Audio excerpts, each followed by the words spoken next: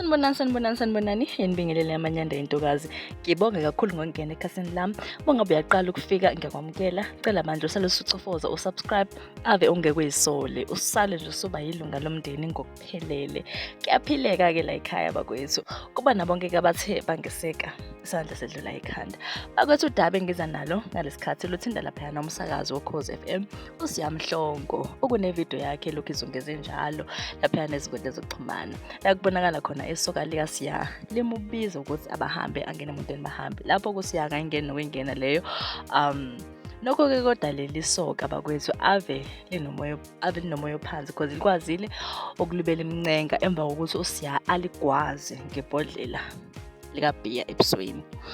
Elisola lapha ngokujola engathi umhlongo ubone isoka lakhe lowa okiss liblowela umngani walo leli soka.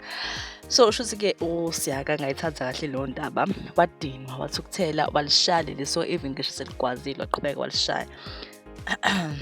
Impela bakwethu siphila einsukwini zokugcina lapha indaba ulimaza umuntu othi uyamthanda. Ngivede ngifike le ngoma kanti encane lethi ngelinye ilanga bakwethu siyolala singavuke ngoba lo mjolo ayingeke ngenza kwethu kubi ziyakhala kubi mina ngiyafisa ukuzwa wakho ukucabanga lapha ku-comment section ukuthi uthini ngalolu daba ahlangane khona.